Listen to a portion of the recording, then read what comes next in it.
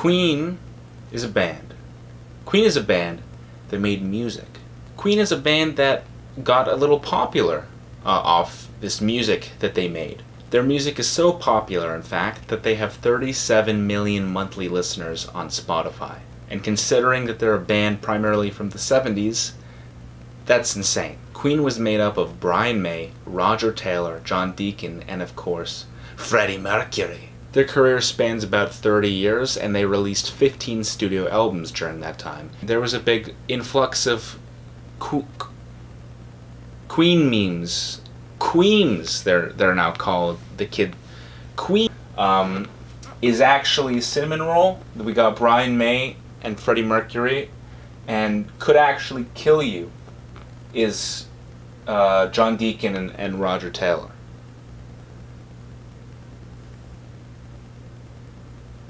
Okay, I can't take this anymore. Can we just rank the fuck?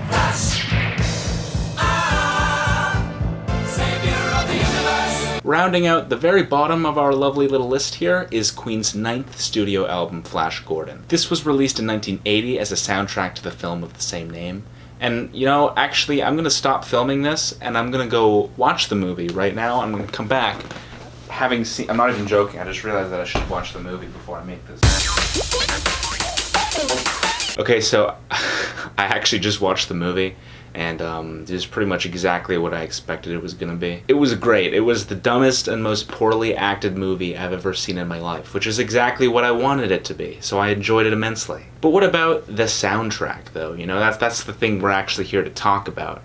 Unfortunately, it's just 95% nothingness. And trust me, this is coming from someone who loves soundtrack albums. The Twin Peaks and especially Blade Runner soundtracks are some of my favorite things ever. And that's not only because they complement their respective stories, but they're just great music. Now, the opening track, Flash's theme, is actually pretty great, and honestly the only great track on the album. Far too many of the songs on here kind of just sound like... And I'll be honest, when you listen to this just as an album, it really wears out its welcome. Just for reference, the Blade Runner soundtrack, which also has a lot of ambient periods that would have played during sections of dialogue in the movie, is still bursting at the seams with variety and great composition. This OST is just too empty for me to really ever want to revisit it as an album again. Like, I'll probably listen to Flash's theme, and then there's little bits here and there that I kind of like the love theme or the hero. But overall, this OST just doesn't really have that much going for it, in my opinion.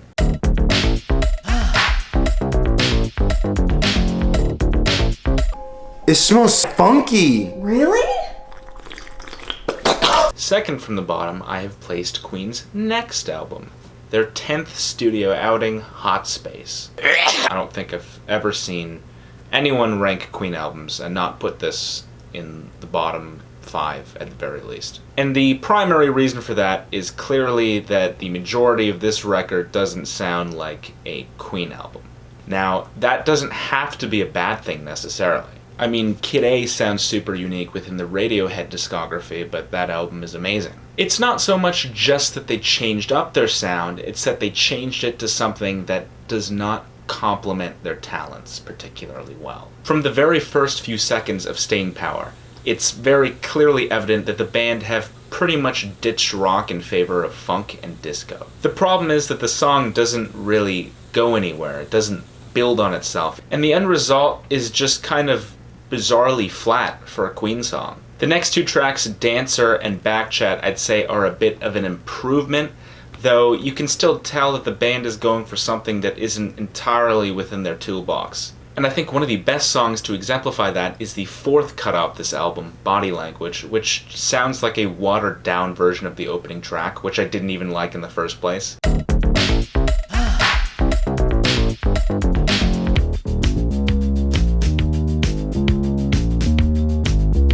Once you reach the B-side, the album does move a little bit more towards what you would be familiar with as a Queen listener, though it's still not quite the same. I think Las Palabras de Amor is a decent song, and I find the song for Lennon touching, but even this B-side doesn't do that much for me. That is, of course, with the exception of Under Pressure, which is a banger, and it is an example of Queen actually pulling off a funkier sound correctly, possibly due to the influence of David Bowie, who was famously a feature on the track. Best track, without a doubt, is Under Pressure.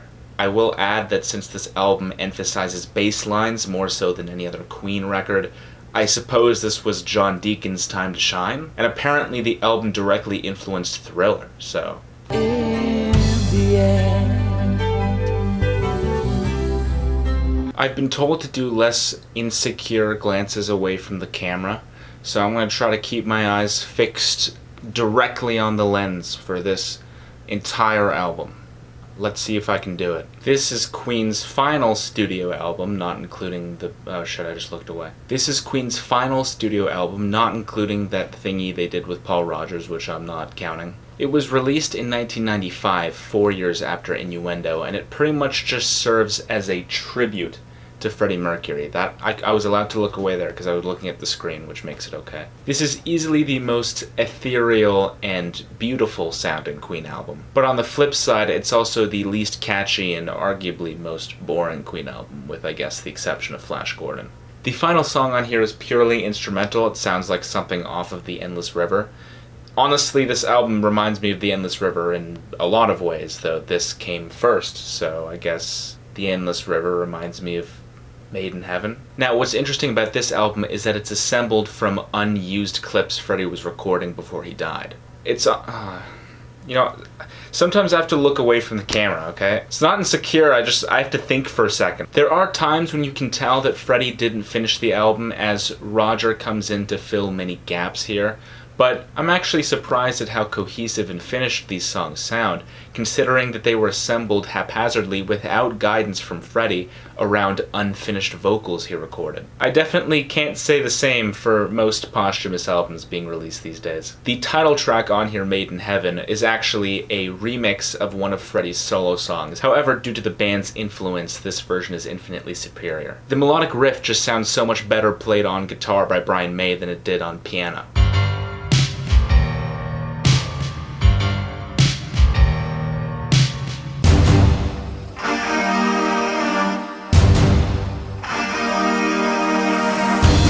I especially like some of the dreamy songs on here, like My Life Has Been Saved. Brian May's guitar just melts into the pads in a very pleasant sounding way. I especially like that C, E minor C, F, D minor F, D minor C chord progression that plays under Brian May's solos, and yes, I memorized the chord progression for some reason. There are a few patches on here where the production is a little weird and songs just abruptly cut into each other. Another thing that doesn't really do it for me on this album is the 22.5-minute long closer, which has no singing whatsoever. Didn't even need to be close to 22.5 minutes of length. I appreciate this album as a tribute to Freddie, and I suppose I'm glad it exists, but it's not a particularly strong Queen outing at the end of the day. Best track on here, I mean, it's Yeah.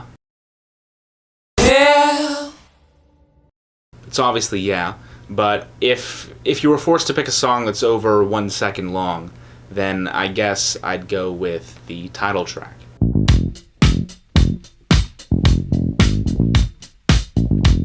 I just wanted to know, do I look okay? Is all the outfit? Your dress, again, it fits you perfect. This is good. Yeah, it fits you.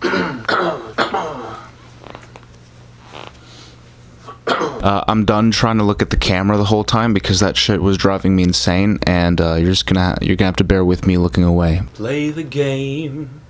Everybody play the game. Some of you may be a little bit surprised to see where I've placed Queen's 8th studio album, The Game. Not only is this Queen's best-selling album of all time, but it also houses their best-selling and currently most streamed single, Another One Bites the Dust. That's right, Bohemian Rhapsody somehow isn't #1 right now. I didn't think that was possible, but it happened. And this album also has some other hits on it, like Play the Game and Crazy Little Thing Called Love, so what's not to love here? Well, I'll tell you what's not to love here. It's the rest of the album minus those 3 songs. Every so often you get an album that has some great singles on it, but everything else doesn't quite hold up. Though I do like the song Dragon Attack. That actually makes up for the fact that I'm not even hugely wild about Crazy Little Thing Called Love, which is this album's Elvis tribute. I think one could say the album was playing a little bit of a dangerous game. This was kind of their test stuff and see what works album. So you got some classical sounding Queen on here, okay, but you also got some Elvis inspired songs. You also got some pop rock. You also got some funk, which as we know was a little taste of where the band would end up going. If I'm being honest, Another One Bites the Dust actually serves as a pretty good trailer for Hot Space, except this is one of the cases where the trailer was way better than the actual movie. Also, Another One Bites the Dust has probably the most famous bass line of any rock song ever. The only other rock song I can think of that has a bass line which is so prevalent in pop culture is another Queen song, Under Pressure. So goddamn, John Deacon, you're just killing it over there. I will say that I think the A side on this album is much stronger than the B side. The B side contains several just, I'll be honest, duds, the worst of which I'd say is Don't Try Suicide, which ends up coming off in the most forced and cheesy way possible. Don't do it.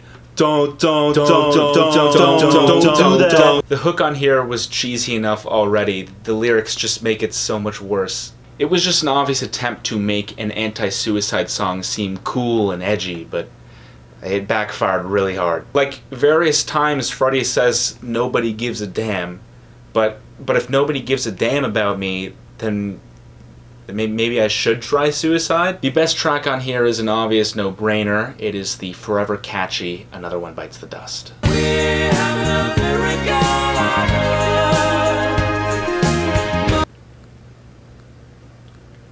I hate this. I hate this album cover.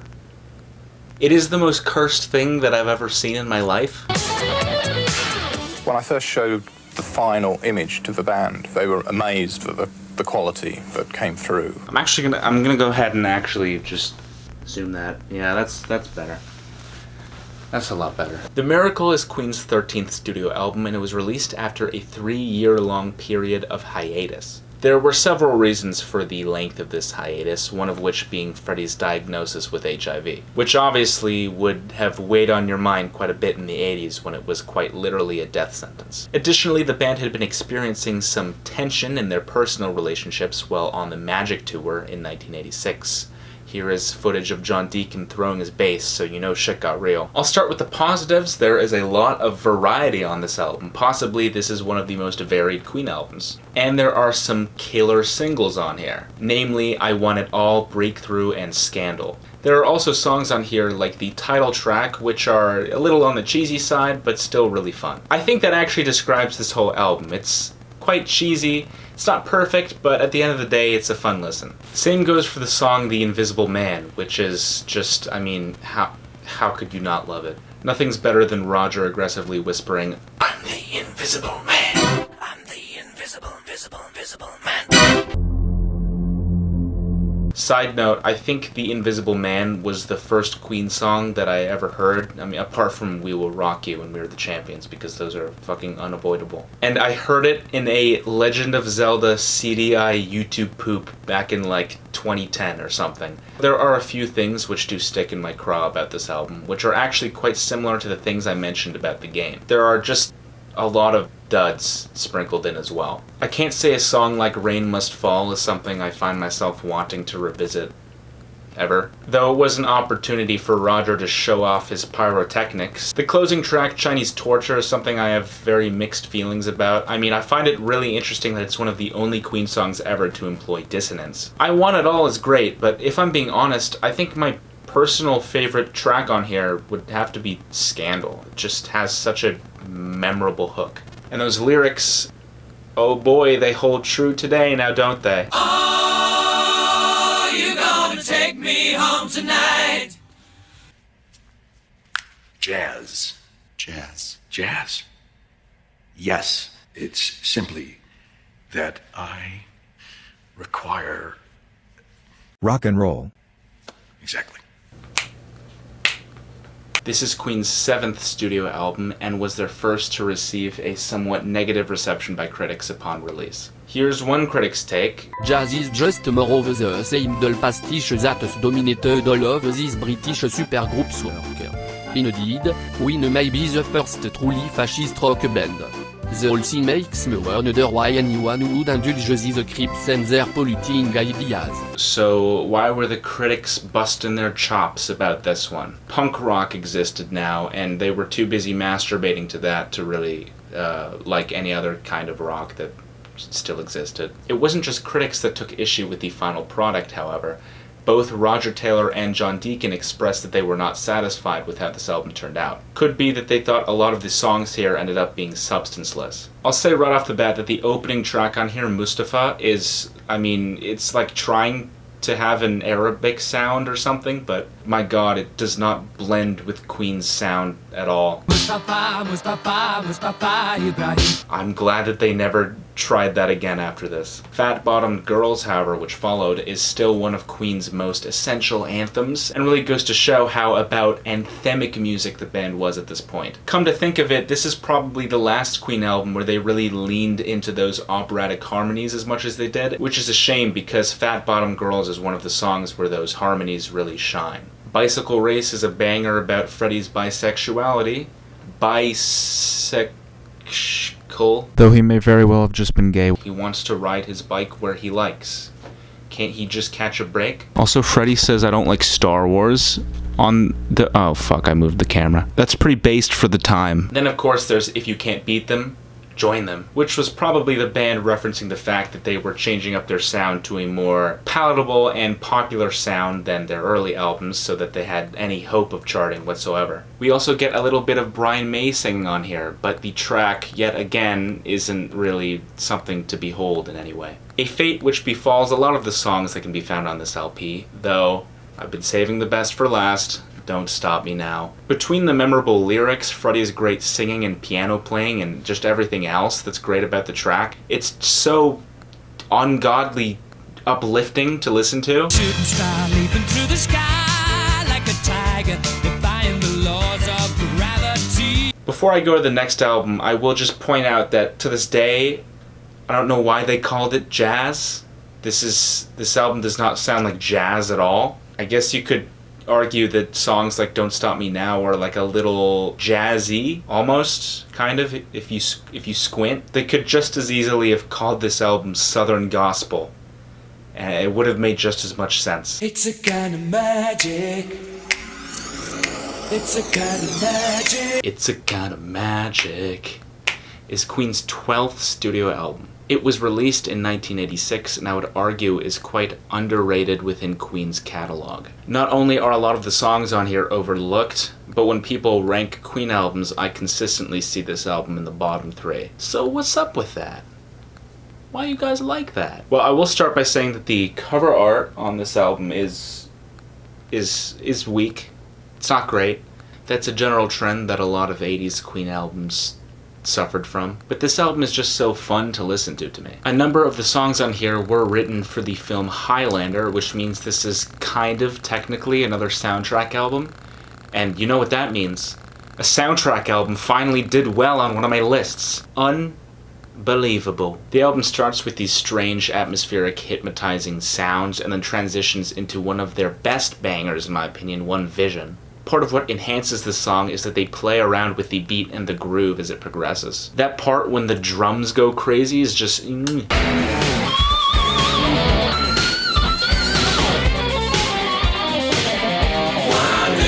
And the next song, the title track, is another great one in my opinion, if not even better. A lot of the songs on here do just have a very cinematic feel to them, which makes sense since some of them were made for a film. I know that this is 80s Queen and their sound was a little bit less unique and a little bit more commercial at this time, but that doesn't dictate that the songs weren't good. I understand that to a lot of people this is one of their cheesiest and most, childish records. Songs like 1 Year of Love and Friends Will Be Friends just give off such a happy, everything will be okay vibe, and I can understand why some people might find that kind of, too sickly sweet. I'll even go as far to say that maybe the songs can sound a little bit too happy for my taste at times, especially on songs like Pain Is So Close to Pleasure, which you'd think would have a slightly more raunchy or aggressive sounding hook than what it actually has, considering the lyrics.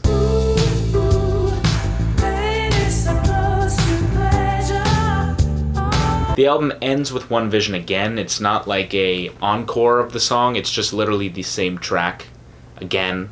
I think it would have been nice if they'd maybe switch it up a bit, but I do like albums that are bookended. I think it gives it a kind of, narrative feel. Anyways, I do see its flaws, but at the end of the day, there's just too much to like about this album for me to put it exceedingly low on the list. Best track off here I'd say is A Kind of Magic, but One Vision, one of the two One Vision tracks, I guess, gives it a real run for its money. Who picked this?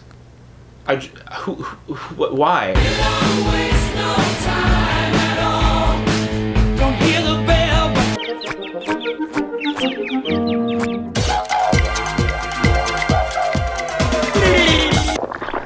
Next, we have the project that came out immediately before A Kind of Magic, Queen's 11th LP, The Works. After Hot Space was not especially well received by fans or critics, The Works was looking to return things to a somewhat more rock-friendly space. That doesn't mean, however, that the band was regressing back to their late 70s sound, because that's not the case. The Works marked the beginning of the 80s pop rock era, which a lot of people have mixed feelings towards. Now these mixes were full of gated reverb, both on the drums and the vocals. There were synths, there were pads. It sounded like the 80s. And if, for whatever reason, Freddie's vocals aren't dripping with reverb, there's some other wacky, kooky effect on them. This album embraces the technological sound of the 80s so much that they work it into the lyrics of a lot of these songs. This is Queen's sci-fi album, if you can narrow it down to one specific theme. Looking over the track list, so many of my favorite Queen songs turn up on this record, like Radio Gaga, I Want to Break Free, Hammer to Fall. And then there are songs like Man on the Prowl, which showed that the band wasn't quite through with the blues progression yet.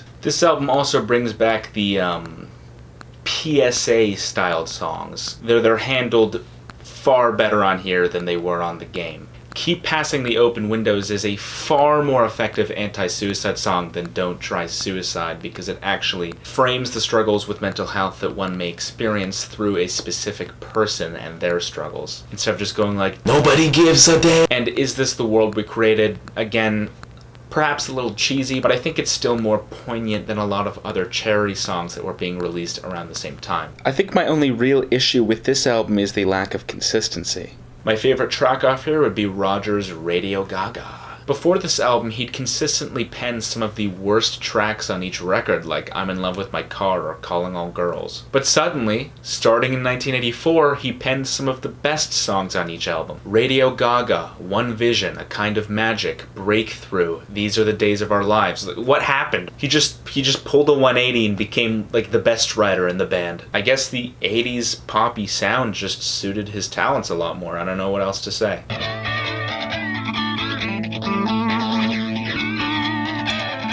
Queen's debut record, Queen. I must imagine listening to something like this must have been quite a breath of fresh air at the time. Sure, there was a lot of prog and rock and roll influences in here, which weren't exactly uncommon at the time, but this album still had a lot of new things that it brought to the table. The operatic harmonies, the pyrotechnics, and the glittery, very layered production must have all sounded incredibly fresh and new. Though you can tell the Queen were still finding their footing just a little bit at this point. The hooks on these songs don't tend to be quite as catchy as they would become on later Queen records, and I know catchiness isn't everything, but I still appreciate it. One issue I do have with listening to this album today is that the sound engineering has not aged incredibly. Compared to other Queen albums, even Queen 2, Freddie's vocals and the instruments sound a lot more muddy and less polished than they would go on to be. I also really like a lot of the lyrics on here. They take huge influence from religion and fantasy. The phrase Mother Mercury will never leave my brain, ever. I think the opening track, Keep Yourself Alive, is definitely one of the highlights off this LP. And this would have been the first audiences heard of Brian May's iconic multi-tracked harmony in his guitar playing.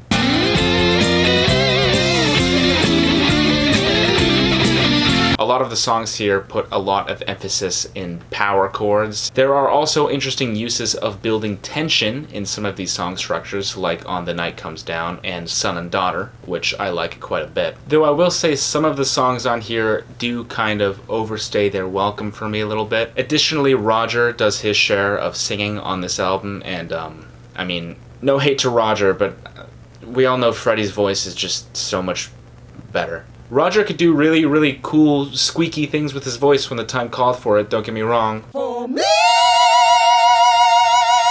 But he just doesn't have the raw power behind his voice that Freddie Mercury does, which complements the opera style of Queen. This album ends with Seven Seas of Rye, or should I say the inferior version of Seven Seas of Rye, because they did it again so much better on Queen 2. Not sure 100% why it's on here. It's easier to listen to one song off the album than to listen to the entire album front to back. Still, definitely this is a good album, and critics from the time agreed with me. However, rave reviews were not enough to save this album from bombing, so this didn't really actually get Queen anywhere in the grand scheme of their career. Best track off here would be The Night Comes Down. Those 7 chords sound so beautiful, man.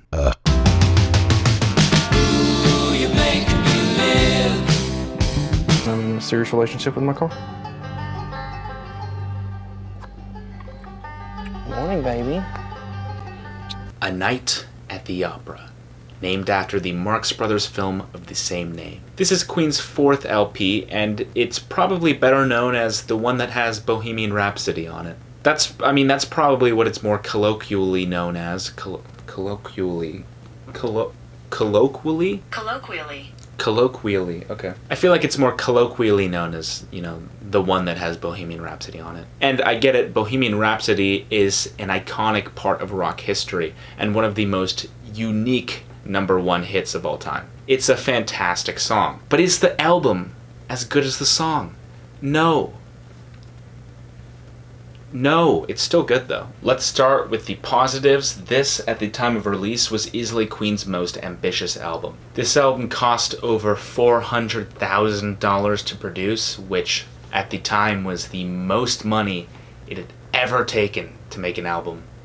Ever. And this is the album that made Queen Queen, because of course, Bohemian Rhapsody. And the fact that Freddie snuck an early copy to one of his radio host friends on the condition that he'd have to promise not to play it on the radio. It's a little bit of clever reverse psychology, Mr. Mercury. And when Bohemian Rhapsody was played on the radio, it exploded. The powerful lyrics, the entirely unique song structure, and the amazing operatic section, the amount of multi-track layering wasn't just unique, but genuinely revolutionary for the time. But again, there's more to this album than just Bohemian Rhapsody, right? There are for sure some other upbeat treats to be found on this album, like Lazing on a Sunday Afternoon, You're My Best Friend, and the Prophet song. The song Good Company sounds like it was tailor-made for a Wes Anderson movie. Some of the experimentation, like that vocal round effect on the Prophet song, are just great. Now I know, now I know, now I know, now I know, now I know,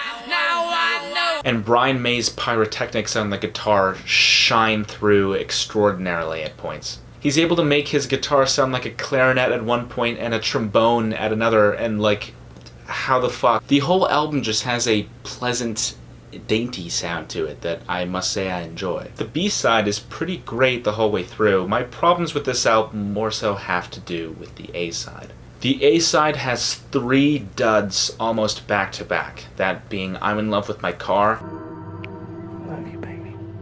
39, which doesn't even sound like a Queen song at all, and Sweet Lady. And again, even the infinitely superior B-side, whilst I love it, I think that there's better groupings of Queen songs out there. So you've heard my take. Bohemian Rhapsody is obviously a top 3 Queen song, but this album as a whole, to me, I think is overrated simply because of the presence of that song.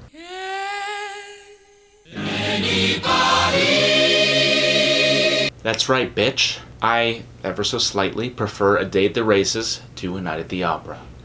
Let me explain this blasphemy to you. This is Queen's 5th studio album, and for its entire existence, it has lived in the shadow of its bigger brother, A Night at the Opera. I understand why. This album was going for a very similar sort of style as A Night at the Opera, and, the album that did it first will always be remembered more. And additionally, yet again, A Night at the Opera has Bohemian Rhapsody, so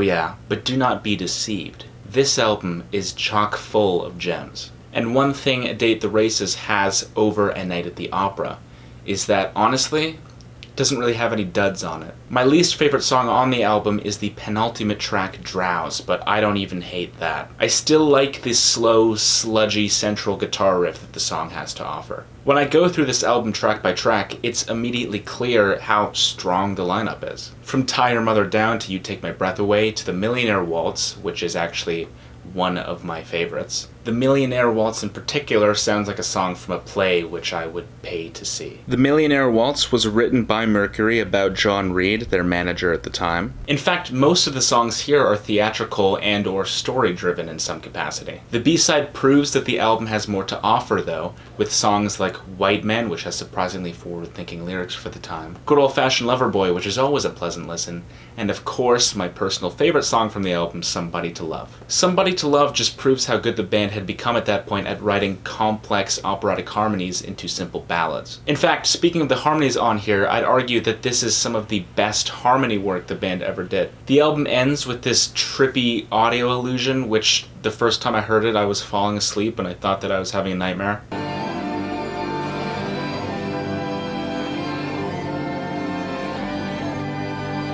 As with The Night at the Opera, I think this album showcases some of Freddie Mercury's best songwriting. I really like how big and theatrical this album feels. I guess if I had to criticize a few things, it doesn't have all that much variety compared to some other Queen albums, and it could have a few more bangers on the track list, I suppose, but at the end of the day, this is a very strong Queen album. I live my life for you.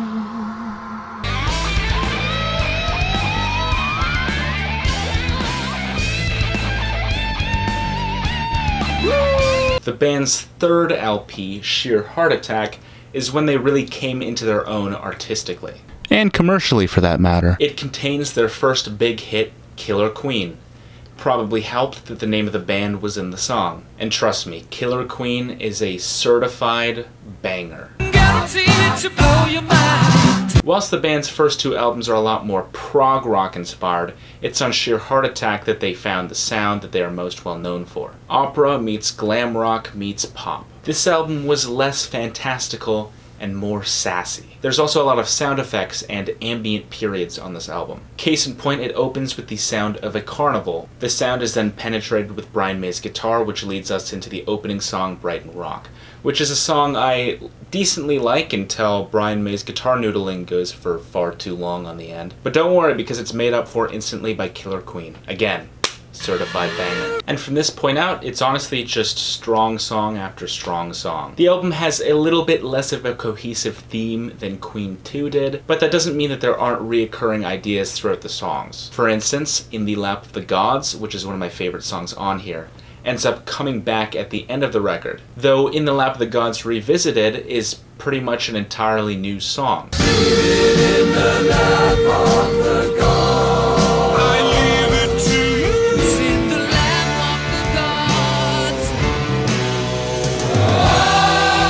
Which is honestly what they should have done with One Vision on A Kind of Magic, but I guess they just didn't feel like it. There are little bits of harder rock on here, like Stone Cold Crazy, which apparently may have invented thrash metal.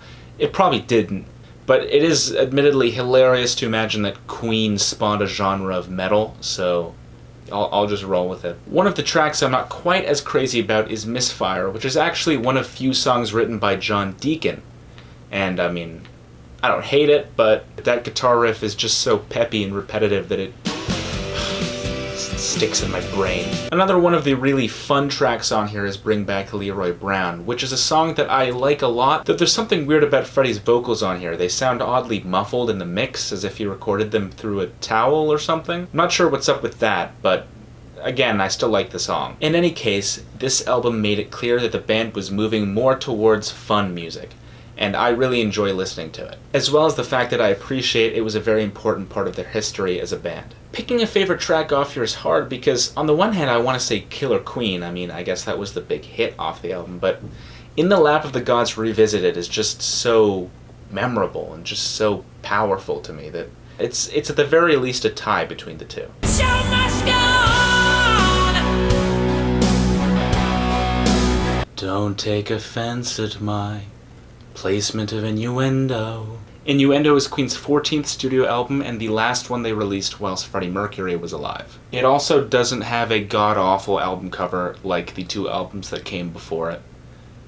So that's nice. I think most people, myself included, see this to be a return to form for the band after releasing some slightly more underwhelming albums. The opening track, Innuendo, is through composed in the same way Bohemian Rhapsody was, meaning that as the song goes it keeps changing as opposed to repeating the same verses and choruses like most songs do. It's also just an incredibly underrated Queen track in general. If you took out the reverb and the synths, it would honestly sound like something they wrote in the 70s. And as the album progresses, it starts to really lean into this uniqueness and bizarreness. I'm Going Slightly Mad is a perfect example of this. Though some of the songs are maybe a little bit too bizarre conceptually, such as the song Delilah. This is a song about Freddie Mercury's cats, and more specifically, how they pee on his shit. Even though Delilah is a generally weak track, it does have one really cool thing, that being Brian May's ability to make his guitar sound like a cat meowing.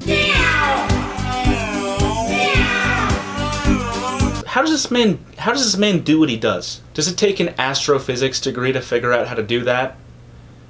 It probably does. And again, Brian May flexes his ability on the track Bijou, which is one of the rare occurrences when he taps. And for all the people who don't know what tapping means, it's like when you do the Van Halen thing. I also think this is Roger Taylor's best album, not just in terms of the quality, but also variety of the percussion. Speaking of Roger, he's responsible for penning the extremely emotional These Are the Days of Our Lives, which is a song that has a double meaning when you listen to it. Obviously, Freddie was running out of time when this album was recorded, so the lyrics, which were originally written by Roger to represent nostalgia for the past, can also be interpreted as Freddie looking back on his life and his time making music as he nears the end. Why can't you still be with us, Freddie? Why'd you have to leave? The album ends with The Show Must Go On, which, unlike These Are the Days of Our Lives, is actually intentionally about Freddie. I love not only the power behind the music itself, but also the lyrics, which really reflect the determined headspace Freddie was in at the time. You know, his makeup may have been flaking, but his smile sure stayed on. Each song on this album is going for something different, meaning this is one of the most varied Queen albums. Though simultaneously, despite all the variety, there is a consistent sound and even theme behind a lot of the songs here. On the surface, this album takes the iconography of a circus, but deep down it's about Freddie's determination to keep the show going. It's emotionally powerful and fun to listen to,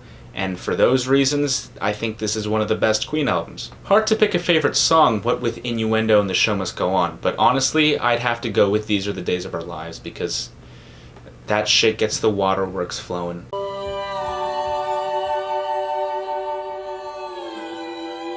Day man, oh, fighter of the night man, oh, champion of the sun. Queen 2, baby! Believe it or not, this was Queen's second album. You may be surprised to see how far from Queen 1 this album landed on my ranking, and honestly, so was I. I don't know how this happened. I couldn't justify to myself putting this one any lower, but I couldn't justify to myself putting Queen any higher. And to be honest, though I think this album is markedly better than the first Queen, I don't think the difference in quality is that drastic. It's just that, honestly, most of the Queen albums here are of a similar quality. Like, everything above Made in Heaven, like, there's not that much of a difference. This was not easy to rank. But anyways, enough of the semantics. Why is it that I think that this is better than the first Queen album? Well, firstly, the sound engineering has been vastly improved. The mix is a lot more dynamic and a lot less muddy, which makes the songs more pleasant to listen to in my eyes. In my ears, not my eyes. I also might as well take this moment to mention that this is the most iconic Queen album cover.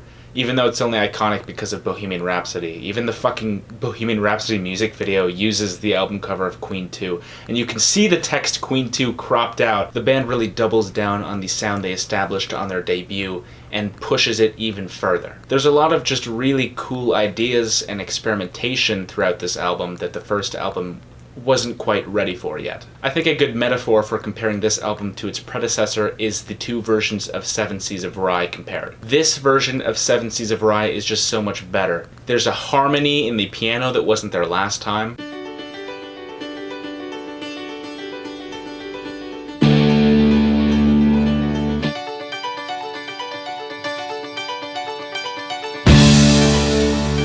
There are actually vocals this time, and the song is, you know, finished. One of the songs here opens in reverse. I mean, on the topic of weirdness, this album really doubles down on that. This is the most prog album Queen ever released. And I'm not even a diehard prog fan, but I'd say that this is pretty prime prog right here. The fantasy of prog just works well with that larger-than-life opera sound of Queen. There's kind of a loose fantasy narrative going on here, like the White Queen versus the Black Queen, you know? This is one of only 2 Queen albums where I can say I like every song here. I think the standout tracks would have to be Father to Son, White Queen, Ogre Battle, The Fairy Feller Master Stroke, which uses a harpsichord, by the way, which sounds dope, The March of the Black Queen, and Seven Seas of Rye, but especially those last 2.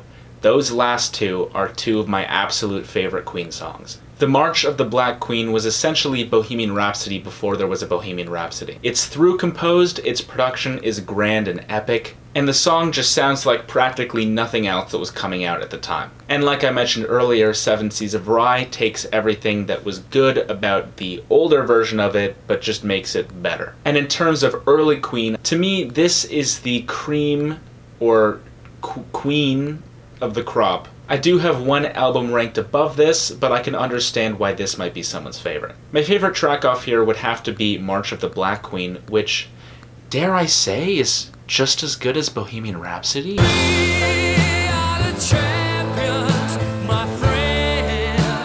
Tomara que a Júlia seja muito feliz com a escolha dela. All dead, all dead, all the dreams we had. News of the World. Why does this album stand above the rest to me? Well, it ain't by much. It was really hard to pick the top album this time. And no offense to Queen, but as I mentioned, they're not as concerned with the overall artistic merit of their albums as much as they are with the individual songs. Which means that no one of their albums, in my opinion, is really a masterpiece. News of the World was the rise of the anthemic Queen. Now, for a little background, punk rock burst into the scene in 1976, and right off the bat, rock critics left and right couldn't get enough of it. Additionally, Queen's image was starting to become a little bit less favorable, as people were starting to see them as a bit of a soft and overly tame rock band.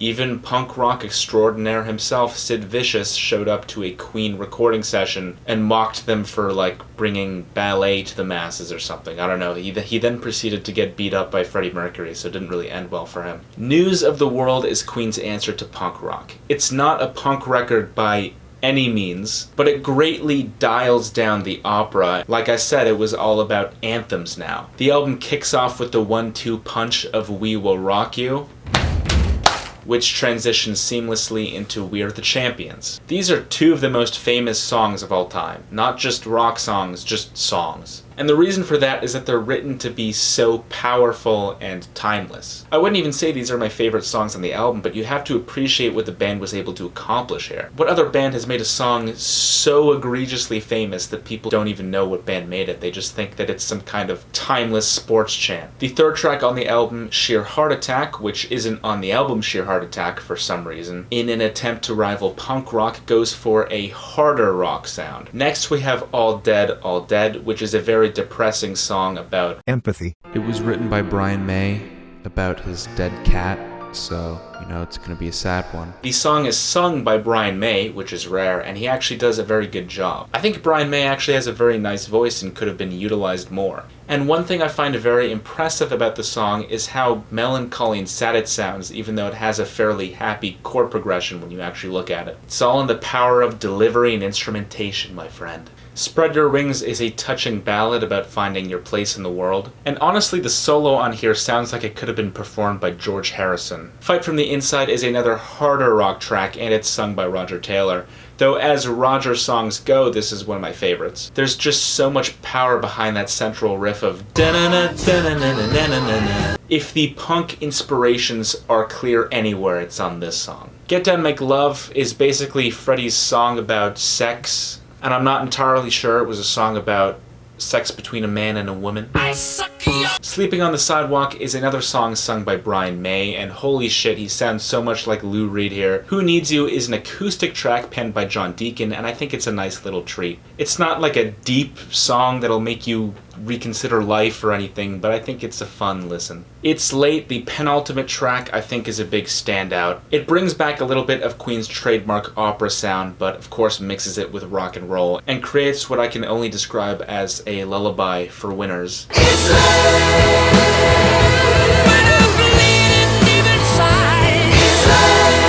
And the closer, My Melancholy Blues, is a ballad by Freddie Mercury, which is one of the most jazzy sounding Queen songs ever, yet it's not on jazz. This album just kept doing things that other Queen albums should have done. I actually like how this album fluctuates between those powerful highs and those melancholy lows. It's almost like Queen's bipolar album. And at the end of the day, to me, it really does paint the picture of a big, sad, powerful robot man who goes on killing sprees and then gets a little sad about it. I don't actually know if the cover has like anything to do with the songs. I just really like the cover. To me, this is the strongest song lineup that any Queen LP had. There's no duds. It's all winners here. All champions, one could even say. I love how much variety there is on this LP. You get the best of both worlds, the early operatic Queen plus the later anthemic Queen. No two tracks feel like they're doing the exact same thing, which I can't really say for honestly any other Queen record, except Innuendo. But hey, who cares about me? What's your favorite Queen album?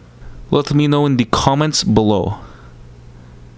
Thank you. I'm just gonna go look at some Queen memes, because I love Queen memes. Guys, I made it this far in the video without making a Yas Queen joke. Oh fuck, I just did it.